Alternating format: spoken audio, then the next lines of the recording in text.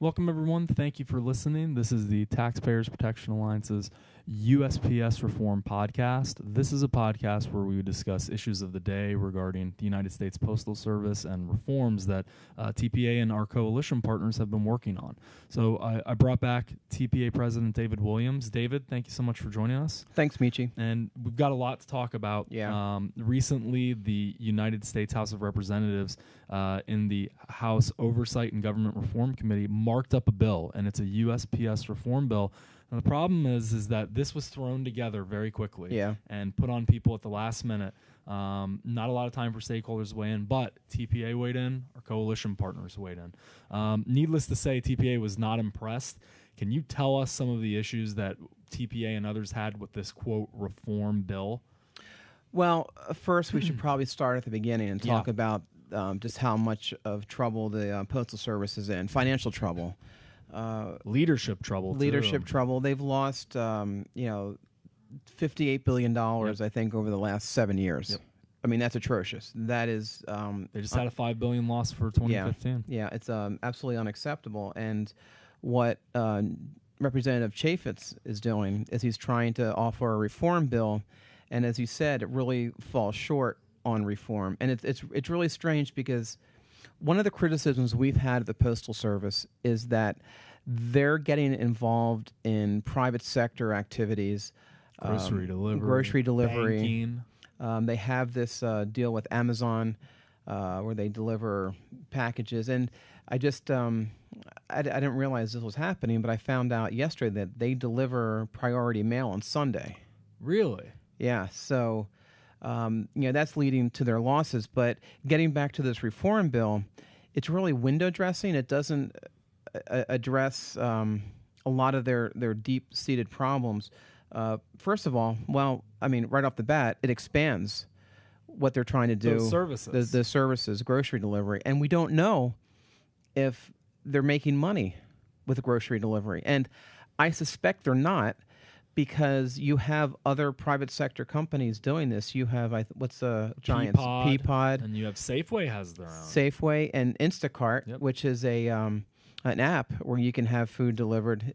And Amazon could do this on their own with others. They don't need to partner with the USPS, but it's good for them because of the monopoly and the costs that are involved. And there's a potential that the post office is losing money on every Amazon package. And I say potential is that we don't have the numbers, and they Not a lot of transparency. And they may be commingling the numbers, saying that because they're delivering these packages with mail, that they're just throwing all the costs together. So there are a lot of questions. And the bill doesn't address the lack of transparency either. No, it doesn't. And it doesn't address the problem with the Board of Governors. I believe the bill makes the Board of Governors a smaller entity, but it doesn't matter if there's no one there. Yeah, how small can a non-serving board member be when it has more than 6 vacancies? And who are they going to replace these people with? I mean, you can have 5 people, you can have 50 people, but if they're the 5 wrong people, the 50 wrong people, then you've really done no good. And it doesn't say that they need private sector experience or that they, have financial management background. That's what the post office needs. So there really isn't. There aren't a lot of positives that come out of this reform bill, unfortunately. They don't close any offices. There's nothing for office closure. Where we have there's a number about 4,000 postal offices that get 4 customers a day or something like that. Exactly, and it doesn't talk about 5-day delivery, which 5-day delivery could save $2 billion a year. I mean, that's a huge number. And a lot of people support that, actually. Yeah, and what's funny is the post office actually supports 5-day delivery.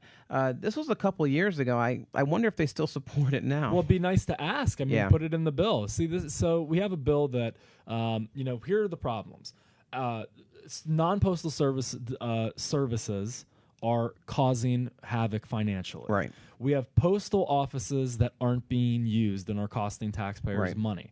We have a board of governors that's not seated, so there's no leadership. These are all issues that everyone has known about for a long time, and this postal reform bill addresses none of it. It's really unfortunate because Representative Chaffetz had an opportunity to change the culture of the post office, At but least get really the conversation the going, financial too. trajectory of the post office. And we were hoping that this would be reform with a lot more teeth. But Michi, as you know, members of Congress are afraid to go after the post office because they have letter carriers in their district, and people have this nostalgic view of the post office. But the times, they are a-changing, and we don't need delivery. We don't need mail delivery on Saturday. I mean, and the other thing is that when you have these reform bills, we obviously know that changes are going to be made. There's going to be negotiations. But this reform bill doesn't even start at a point where there's anything to negotiate to get reforms, right? Which is a real problem. Now, TPA has laid out their criticisms. We've heard from our coalition partners.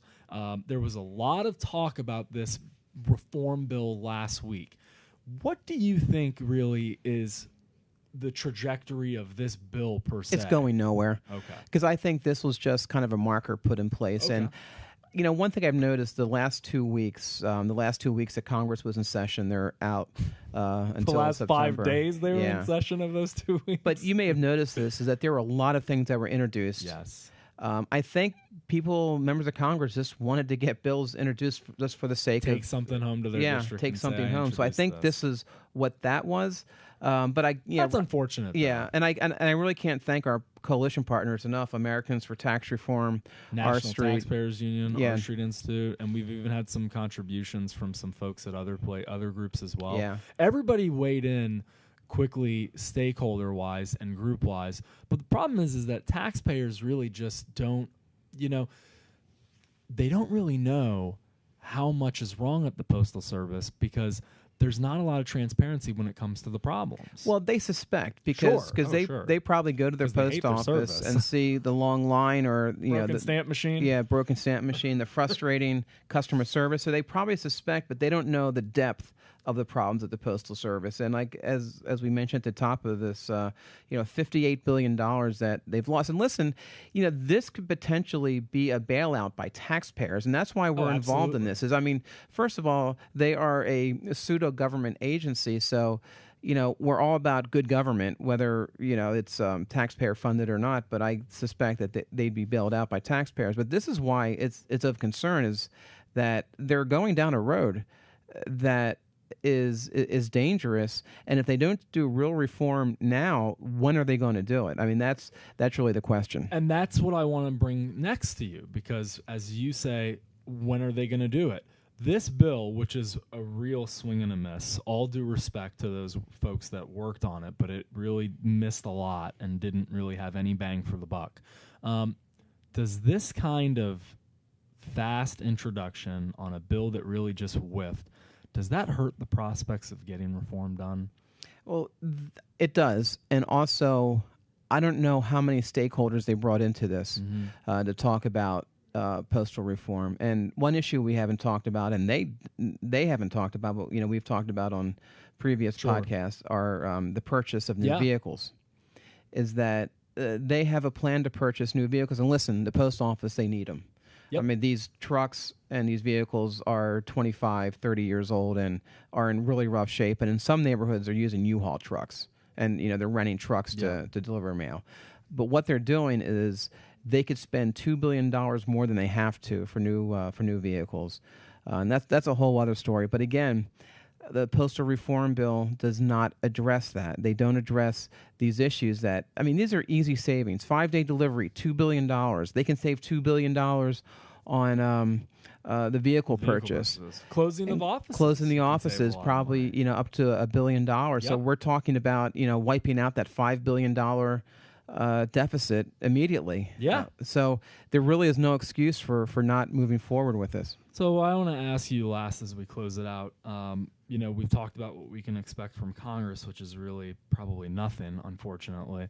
But what can folks expect from Taxpayers Protection Alliance and our coalition partners, NTU, R Street, and Americans for Tax Reform? What can they look out for what we're doing on this issue to keep the conversation going towards reform? Well, it's really more education for Congress, for taxpayers, and everyone, is that we want them to know what real reform looks like. It's not this. It's not this, and really to, all of our coalition partners are trying to do that, because we want the post office to succeed. But that's going to take a lot of tough decisions for that to happen, and it's not going to be comfortable. You look at every other business; they have adapted with change. They have changed with the times. The post office hasn't. They're trying to hold on to an old business model, and I use the word business very loosely, but they really need to reorganize and figure out what they're going to look like a year from now, 5 years from now, but also 20 years from now. Yeah, and I want to close with this, just to really make your point heard, and that's a lot of times when you talk to the media and I talk to media and we talk about this issue, we get asked about privatization because a lot of people feel, oh, you're talking about reform, do you want to privatize it, whether the person who's asking it supports it or not.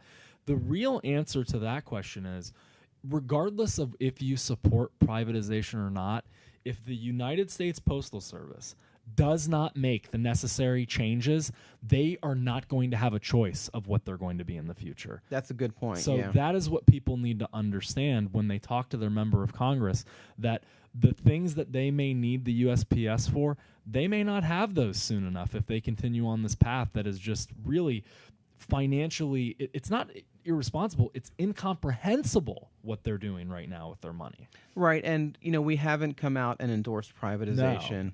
No. At some point we might, if it gets too bad, but we're not quite there yet. But this is an opportunity for the Postal Service to get their act together and to really listen to all the different stakeholders in this and understand that it's a changing world and a changing dynamic. And I don't mean to harp on 5-day delivery, but it's easy. But Saturday delivery is not necessary, and it's the only reason that we have a 6-day delivery is because Congress doesn't have the courage to actually pass legislation saying that it's only 5 days. So it's but there's a lot of obviously a lot of other issues, but it's a big one. Well, David, thank you so much for joining us again, and hopefully we'll be able to see some kind of delivery on reform at some point. Sorry for that pun, but I had to do it. Thanks, David. Thanks.